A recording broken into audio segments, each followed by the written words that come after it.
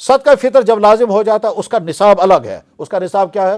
صدقہ فطر جو ہی لازم ہو جاتا ہے اس انسان کو اپنی طرف سے بھی صدقہ فطر ادا کرنا ہے اور اپنے بچوں کی طرف سے صدقہ فطر ادا کرنا ہے اور اپنی بیوی کی طرف سے صدقہ فطر ادا کرنا چاہیے. اور اگر نہیں کرے گا تو بیوی کو خود اپنا صدقہ فطر ادا کرنا ہوگا.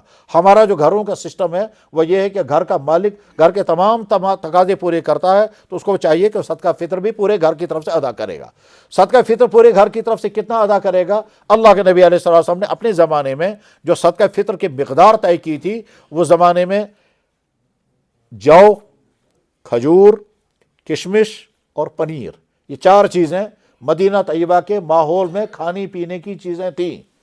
جو کی روٹیاں کھائی جاتی تھی، جو کے ستو کھائے جاتے تھے، کھجوریں کھائی جاتی تھی، کشمش کھائی جاتی تھی اور پنیر کھایا جاتا تھا. پنیر ایک تو ہمارے ہاں ہوتا ہے اور ایک پنیر ہوتا ہے، اس کو پنیر کو جب بنایا جائے گا اس کے بعد اس کو پاؤڈر بناتے ہیں.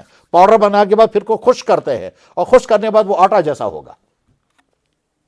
یہ جو پنیر ہے اس پنیر کا آٹا بنایا جائے گا. وہ آٹا جو ہے بالکل خشک ہوگا، خشک جیسے آٹا ہوتا ہے ویسے وہ ہوتا ہے. اور اس کے بعد پھر اس کو کھاتے ہیں، پکا کر بھی کھاتے ہیں، ویسے بھی کھاتے ہیں جیسے بالکل پنیر ویسے ہی کھایا جاتا ہے. کشمیر میں تو پنیر کھانے کا طریقہ آپ کو معلوم ہے، یا اس کو پہلے تلا جاتا ہے تلنے کے بعد، لیکن ہو سکتا ہے آپ جانتے ہوں گے باہر کی دنیا میں پنیر کو تلا نہیں جاتا، ویسے ہی کھاتے ہیں. اور پنیر بنانے میں کبھی اس میں میٹھا بھی ملاتے ہیں، کبھی نمک بھی ملاتے ہیں. تو نمکین پنیر بھی ہوتا ہے، میٹھا پنیر بھی ہوتا ہے اور کبھی پاؤڈر کی شکل میں بھی ہوتا ہے. تو اللہ کے نبی علیہ السلام کے زمانے میں جو، کھجور، کشمش اور پنیر، یہ 4 چیزیں بطور صدقہ فطر کے دی جاتی تھی. پھر جب اسلامی فتوحات پھیل گئیں اور ملک شام میں اسلام داخل ہو گیا، ملک عراق میں اسلام داخل ہو گیا، پھر ملک شام سے جب گندم مدینہ شریف کے شہر میں پہنچا گیا تو پھر اس کے بعد صحابہ کرام نے فیصلہ کیا کہ گندم کا ریٹ چونکہ ہائی ہے، لہذا اگر آدھا کلو گندم اور 1 کلو جو ہوگا تو یہ سیم برابر ہوگا. تو بس وہاں سے نظام یہ بنا کہ اگر کوئی انسان صدقہ فطر ادا کرے گا کھجوروں کے ذریعے تو وہ 1 سا کھجور ہوں گی، اور اگر کوئی صدقہ فطر ادا کرے گا انگوروں کے ذریعے تو 1 سا انگور ہوں گے، اور اگر کوئی صدقہ فطر ادا کرے گا جو کے کشمش کے ذریعے تو 1 سا ہوگا، اور یہ 1 سا تقریباً 3.5 کلو بنتا ہے. اور اگر کوئی انسان صدقہ فطر ادا کرے گا گندم کے ذریعے یا گندم کے آٹے کے ذریعے یا گندم کے ستو کے ذریعے تو وہ آدھا سا ہوگا، اور وہ آدھا سا بنتا ہے تقریباً 1.25 کلو. ہمارے ہاں ان علاقوں میں چونکہ جو نہیں کھایا جاتا، کھجوریں یہاں کی بنیادی غذا نہیں ہے، کشمش یہاں کی بنیادی غذا نہیں ہے، یہاں کی بنیادی غذا روٹی اور چاول ہے، اور روٹی بھی ہے گندم کی. اس لیے یہاں جب فیصلہ کیا جاتا ہے تو فیصلہ کیا جاتا ہے کہ جس انسان کے پاس 2.25 کلو انسان کے پاس چاول ہے وہ چاول اتنا ادا کرے گا جتنا چاول خریدا جا سکے گا، اتنی رقم سے جو قیمت بنتی ہے 2.25 کلو آٹے کی. اور آٹا بازار میں جو رائج ہے، آٹا بازار میں رائج ہے اور جو زیادہ استعمال ہوتا ہے اسی آٹے کی بنیاد پر فیصلہ ہوتا ہے. اب چونکہ عام مسلمان یہ فیصلہ نہیں کر پاتا ہے کہ صاحب اس سال صدقہ فطر کم سے کم کتنا بنا، اس لیے ہر علاقے کے ذمہ داروں، مفتیوں کی اور علماء کی ڈیوٹی ہوتی ہے کہ وہ ہر سال ریٹ نکال کر کے لوگوں کو بتا دیں کہ اس سال کم سے کم صدقہ فطر اتنا ہے.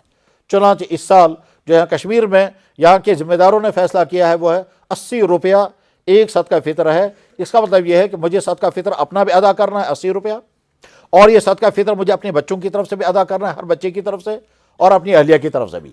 لیکن اگر میں یہ کہوں گا اپنے بچوں سے تم سارے اپنے صدقہ فطر خود ہی ادا کرو کیونکہ تم بالغ ہو، تو مجھے کہنے کا حق ہے اور ان کی ذمہ داری کہ وہ صدقہ فطر اپنا خود ہی ادا کریں. اگر میں اپنی اہلیہ سے کہتا ہوں کہ آپ صدقہ فطر اپنا خود ہی ادا کرو کیونکہ تم خود مالدار ہو، تمہارے پاس سونا و چاندی اتنا ہے، اس کی ڈیوٹی ہے وہ خود صدقہ فطر ادا کرے. کہاں سے ادا کرے گا یہ ان کی ذمہ داری ہے. لیکن جیسا کہ میں نے بتایا یہاں کے گھروں کا نظام جو ہے وہ ایسا ہے کہ گھر کا بڑا، گھر کا جو بڑا ہے، خاندار، یہ گھر کا سارا کام چلاتا ہے. تو جیسے سارے خرچے یہی باپ پورا کرتا ہے، یہی ریچارج بھی کرتا ہے، یہی بل بھی بھرتا ہے، یہی پیسہ بھی لیتا ہے، بچے کماتے ہیں وہ بھی باچی کے حوالے کر دیتے ہیں. تو جیسے سارے تقاضے باپ پورا کرتا ہے صدقہ فطر بھی یہی ادا کرے گا آپ پورے گھر کی طرف سے. صدقہ فطر کی یہ مقدار اس وجہ سے بھی جاننا ضروری ہے کہ ہمارے معاشرے میں جو لوگ روزہ نہیں رکھ سکتے اور آئندہ بھی روزہ رکھنے کی امید نہیں ہے. کیوں نہیں ہے امید؟ اس لیے کہ وہ ایسی بیماری میں ہیں یا ایسی بڑھاپے میں ہیں کہ آئندہ وہ روزہ رکھنے کے قابل نہیں بن سکیں گے. ان انسانوں کو روزوں کے بدلے میں معاوضہ دینا ہے.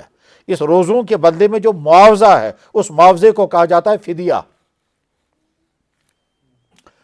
ایک ہے کسی نے روزہ رکھا پھر توڑ دیا تو اس کو معاوضہ دینا ہے، جرمانہ، اس کو کہتے ہیں کفارہ۔ اور ایک ہے ایک انسان کو شریعت نے کنسیشن دی ہے، آپ روزہ چھوڑ دیں، اس نے روزہ چھوڑ دیا، روزہ چھوڑنے کے بعد اب اس کو جو معاوضہ دینا ہے اس معاوضے کو کہتے ہیں فدیہ۔ فدیہ الگ چیز ہے، کفارہ الگ چیز ہے۔